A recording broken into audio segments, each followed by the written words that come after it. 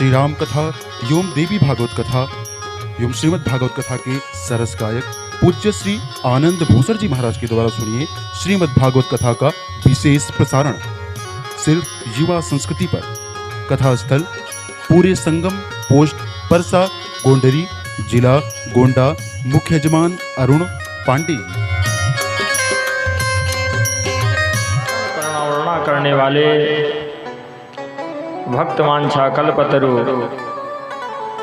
नटवर नागर श्याम सुंदर भगवान कन्हैया एवं त्रैलोक्य सुंदरी ब्रजरानी राधा के प्रधान रागी ऋषि भक्तों, श्री कृष्ण चरित्र के पावन प्रेमी रसिक श्रद्धालु मर्मज्ञ श्रोता बंधु, सती अनुसुईया नर्मदा मदालसा जैसी हमारी भारत की माताएं बहनें, भारत के कर्णधार नन्हे मुन्ने फूल जैसे बच्चे बैठे हुए समस्त सम्मानित बुजुर्गण, पधारे हुए अतिथि बंधु, मंचस्थ कलाकार बंधु और मुख्य यजमान के रूप में बैठे हुए श्रीमान अरुण कुमार पांडे जी सपत्नीक और उनका पूरा परिवार, बाल मंडली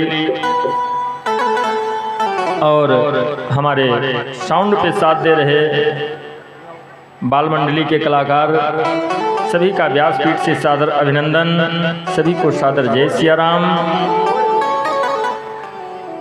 इष्ट देव भगवान शंकर, भागवत स्वरूप भगवान नारायण, माँ गायत्री, पूज्य गुरुदेव और भागवत कथा के अग्रणी श्रोता हनुमान जी महाराज के चरणों में कोटि कोटि वंदन करते हुए दासानुदास आप लोगों की सेवा में आज विश्राम दिवस की पावन कथा लेकर के उपस्थित है। भगवान नाम संकीर्तन के साथ में कथा को प्रारंभ करेंगे। जय श्री हरि, जय श्री राधे।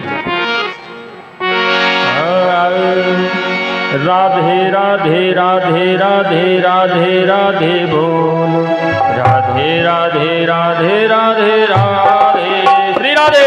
राधे राधे राधे राधे राधे राधे बोल, राधे राधे राधे राधे राधे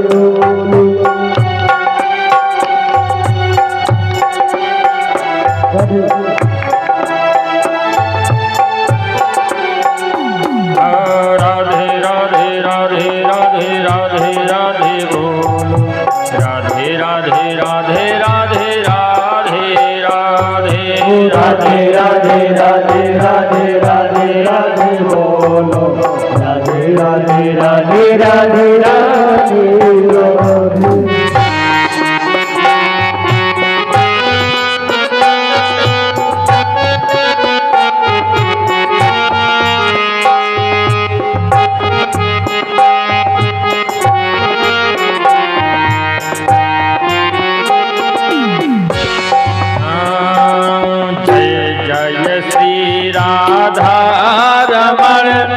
जय जय नवल किशोर, जय गोपी चित चोर प्रभु, जय जय माखन चोर, जय जय श्री कृष्ण, जय जय श्री कृष्ण, जय जय श्री कृष्ण, जय जय श्री कृष्ण। राधा मेरी माँ तू है, पिता मेरे घनश्याम, इन दोनों के चरणों में कोटि कोटि प्रणाम। जय जय श्री कृष्ण, जय जय श्री कृष्ण, जय जय श्री कृष्ण, जय जय श्री कृष्ण। अजगर करे न चाकरी, पंछी करे न काम, दास मलुका कहे गए सबके दाता राम। जय जय श्री कृष्ण, कृष्णा जय जय श्री कृष्णा जय जय श्री कृष्णा बड़ा भया तो क्या भया जैसे पेड़ खजूर पंछी को छाया नहीं फल लागी अति दूर। जय जय श्री कृष्णा जय जय श्री कृष्णा जय जय श्री कृष्णा जय जय श्री कृष्णा आवत ही हर से नहीं नैनन नहीं सने तुलसी तहान जाई चाहे कंचन बरसे में। जय जय श्री कृष्णा जय जय श्री कृष्णा जय जय श्री कृष्णा जय जय श्री कृष्णा। राधे राधे राधे राधे राधे राधे बोलो राधे राधे राधे राधे राधे श्री राधे राधे राधे राधे राधे राधे राधे बोलो राधे राधे राधे राधे राधे राधे राधे राधे राधे राधे राधे बोलो राधे राधे राधे राधे राधे राधे राधे राधे राधे राधे बोलो राधे राधे राधे राधे राधे राधे राधे राधे राधे राधे राधे राधे बोलो राधे राधे राधे राधे राधे भोले राधा माधव भगवान की जय बोलो राधे राधे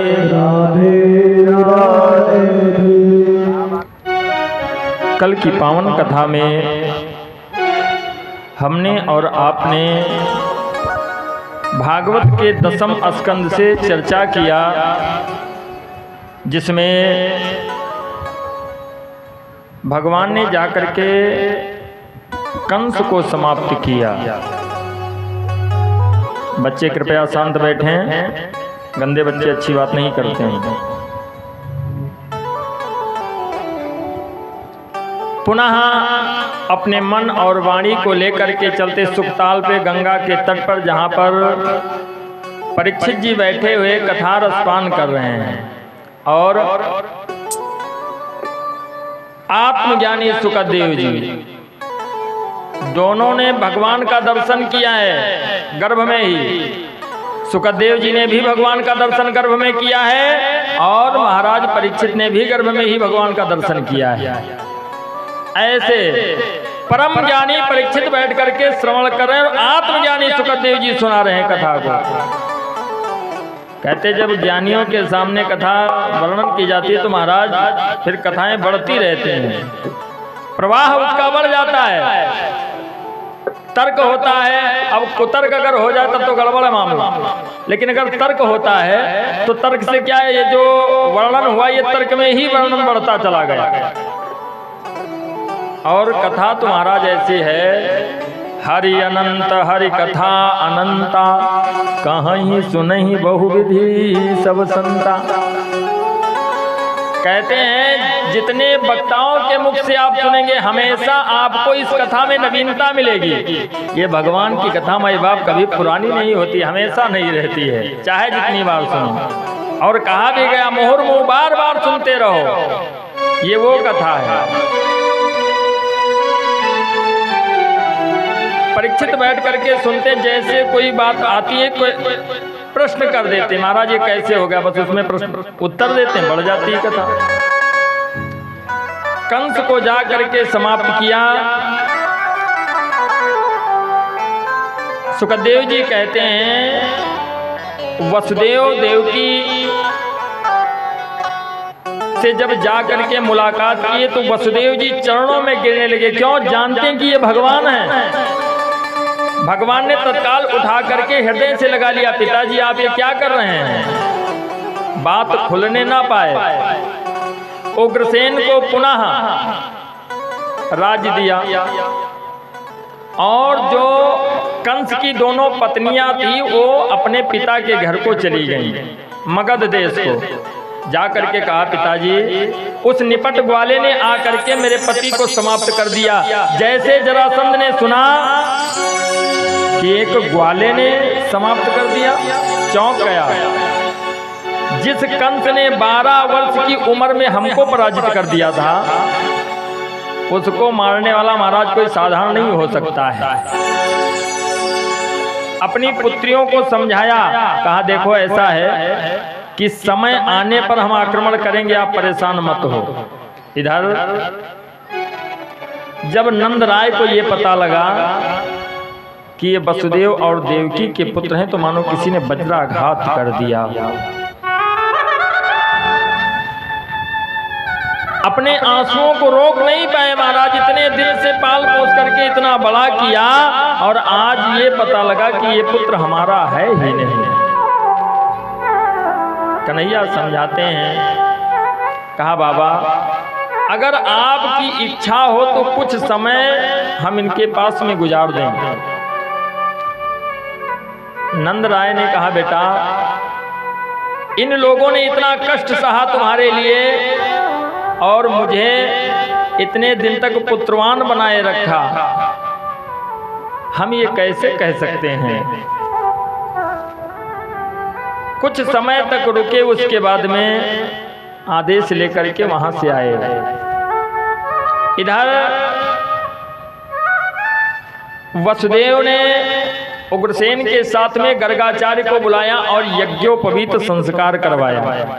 उसके बाद कहते हैं, माता शत्रु पिता वैरी एन बालो न पाठिता। चाणक्य नीति कहती है कि वो माता पिता अपने लड़के के सबसे बड़े शत्रु हैं महाराज, जो अपने बच्चे को पढ़ाते नहीं हैं। माता शत्रु पिता वैरी एन बालो न पाठिता, ना शोभते सभा मध्य हंस मध्य बको यथा।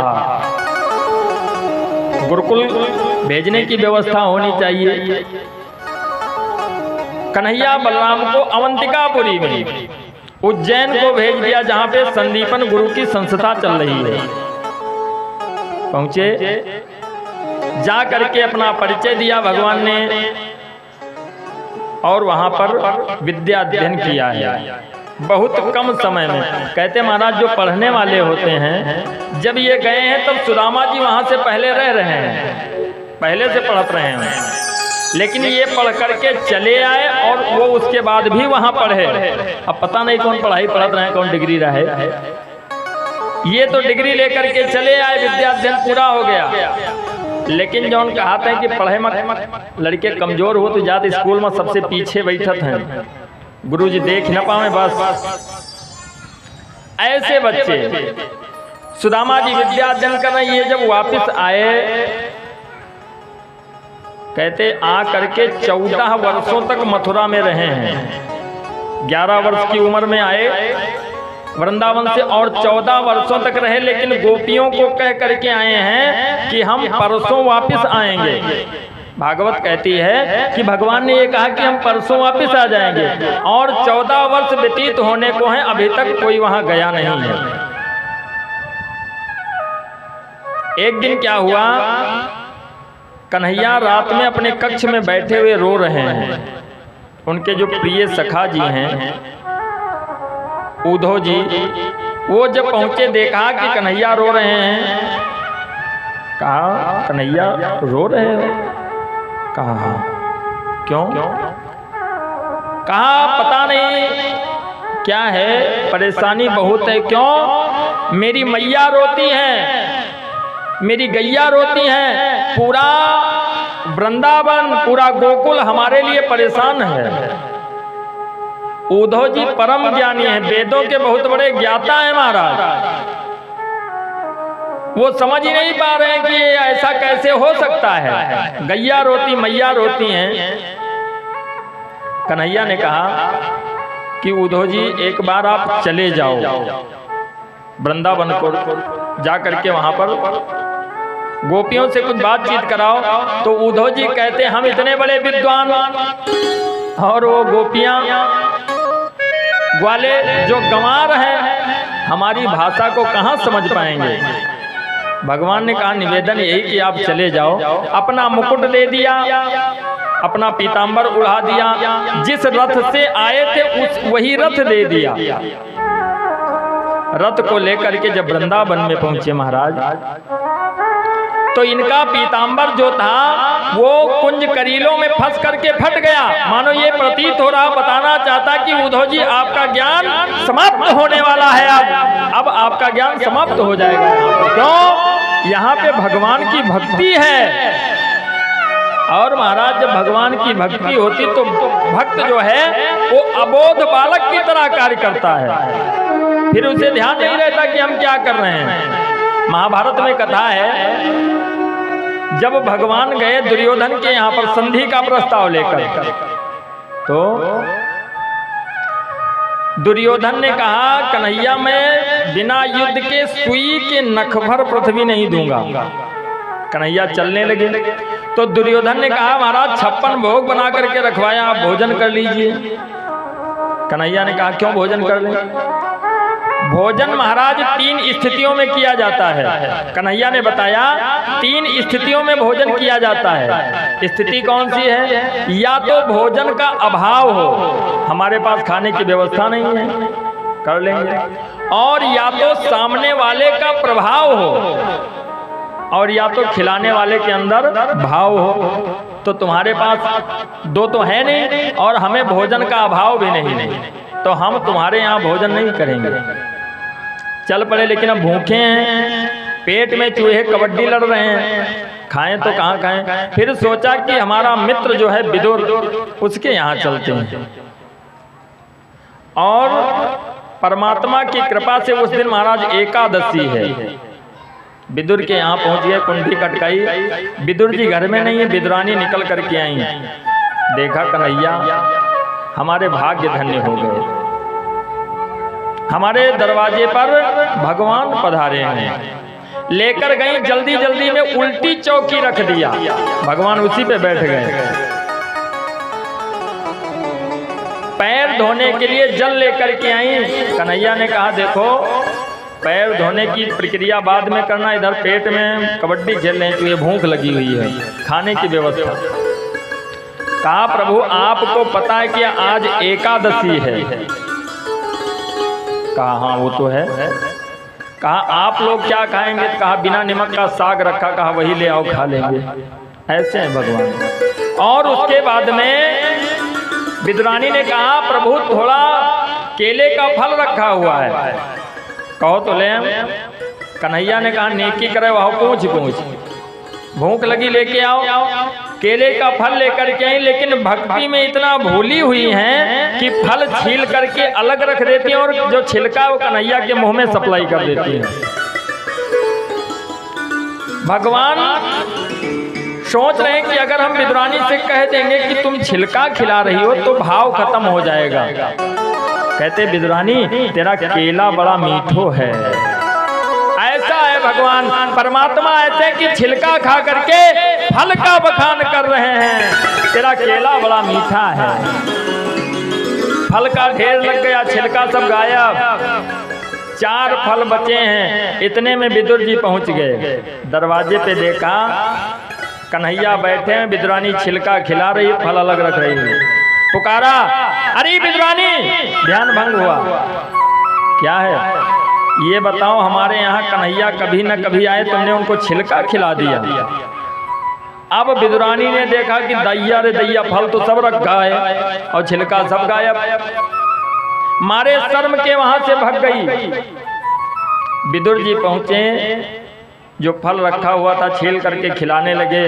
भगवान ने कहा एक बात कहें विदुर जी, बुरा मत मानना। क्या बात है? कहा जो स्वाद विदुरानी के छिलके में था वो तुम्हारे फल में नहीं है, वो स्वाद तुम्हारे फल में नहीं है। तो कहते हैं कि भक्त अबोध बालक की तरह कार्य करने लगता है जब भक्ति का प्रभाव होता है।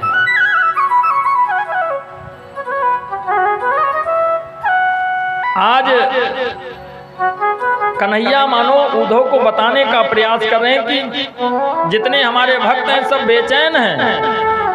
उद्धव जी पहुंचे वृंदावन में, पूछते हैं कि नंद बाबा का घर कहाँ है, वहां जाना है। ग्वालों ने बताया कि सामने ये जो नाली बह रही है इसी को देखते हुए चले जाओ। उद्धव ने कहा नाली?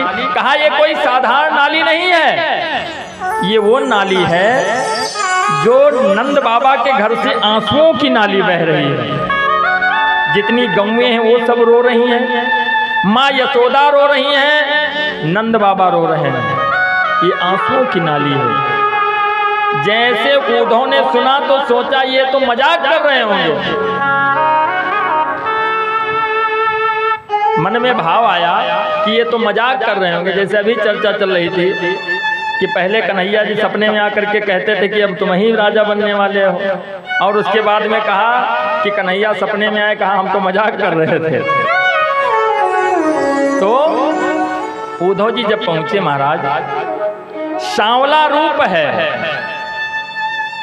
गोपियां जो बाहर थी वो देखी तो पहचान नहीं पाई। क्यों? 14 वर्षों के बाद मिलन हो रहा है। दौड़ करके पहुंची, मैया, ओ मैया, तेरा लाल आया है, तेरा कन्हैया आया है। यशोदा ने कहा मेरा कन्हैया कहीं गया ही नहीं था, जो मेरा है वो कहीं नहीं जा सकता है। मेरा कन्हैया मेरे पालने में सो रहा है। डोरी को खींच नहीं, बैठ करके आंसू बहा रहे हैं। नंद जी दौड़ करके पहुंचे, गले से लगा लिया। बाद में देखा क्या कि ये तो कन्हैया नहीं है। कहा कौन हो तुम? उद्धव ने बताया हम तुम्हारे लाल के मित्र हैं। कोई बात नहीं, मेरा लाल नहीं आया, लेकिन उसका संदेश आया है, उसका मित्र आया है। नंद बाबा ने पहले अपने बेटे का हाल नहीं पूछा। कहते ये बताओ वसुदेव जी कैसे हैं, देवकी कैसी है, उग्रसेन कैसे हैं, समस्त मथुरावासी कैसे हैं, और उसके बाद में कहा मेरा कन्हैया कैसा है। जैसे इतने शब्द निकले मानो आवाज अस्तब्ध हो गई, बोल नहीं पा रहे हैं, रोने लगे। उद्धव ने देखा ये सभी व्याकुल हैं। उद्धव कहते हैं, मन में सोच रहे हैं कि मुझसे बहुत बड़ी गलती हो गई यहाँ आकर के। जितना ज्ञान था महाराज वो सब धरा रह गया। प्रबल भक्ति देख करके सारा ज्ञान समाप्त हो गया। वहां से जब वृंदावन को निकले तो देखा कि गोपियों ने श्रृंगार करना बंद कर दिया है। क्यों? मेरा प्रियतम नहीं है, मेरा श्याम नहीं है। उद्धव को देखा, राधिका ने कहा क्यों, क्या करने आए हो? उद्धव ने कहा उस कन्हैया को हो सके तो भूल जाना। जैसे इतना कहा, राधिका ने कहा पागल हो गए हो, कौन सी सजा मिली है हमको? जो मैं ऐसा जानती कि प्रीत कहे दुख होए, तो नगर ढिंढोरा पीटती कि प्रीत न करियो कोई। ये पता नहीं था कि इतना दर्द होता है।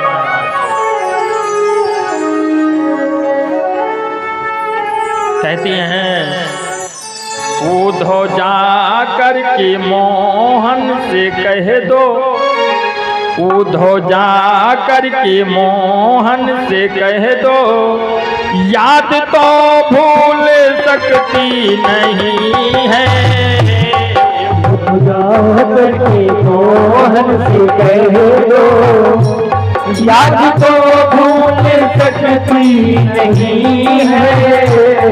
उद्धव जा करके मोहन से कह दो, उद्धव जाकर के मोहन से कह दो, याद तो भूल सकती नहीं है। नहीं है याद तो भूल सकती नहीं है, नहीं है याद तो भूल सकती नहीं है।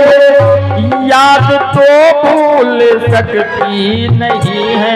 और राधे जीवित हैं गोकुल में, लेकिन राधे जीवित हैं गोकुल में, लेकिन अब वो पहले की मस्ती नहीं है। राधे जीवित है गोकुल में, लेकिन अब वो पहली सी मस्ती नहीं है। राधे जीवित है गोकुल में, लेकिन जय हो।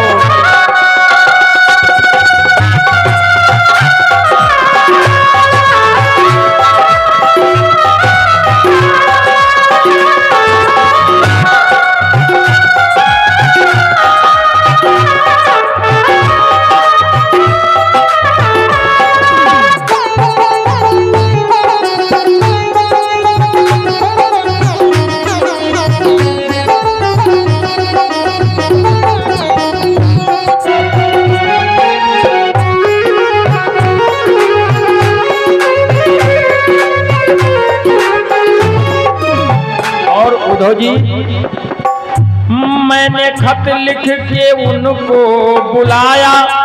मैंने पत्र लिखा था, कन्हैया एक बार चले आओ मेरे श्याम, एक बार चले आओ, फिर आके चले जाना।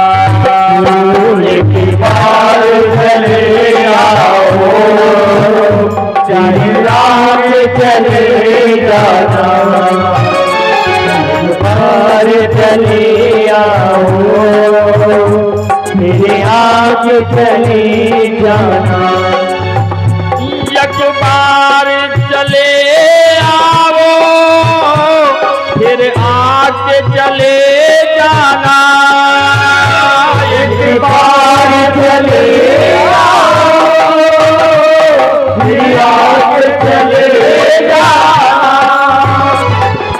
और हे कन्हैया, रोती तेरी गैया है, रोती तेरी गैया है, रोता है ये बरसाना।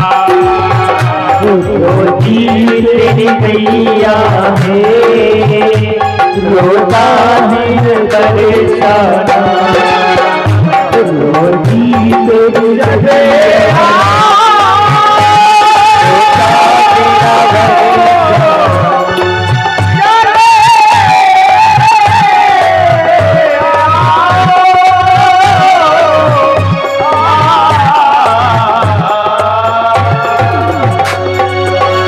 राधा जी कहती हैं,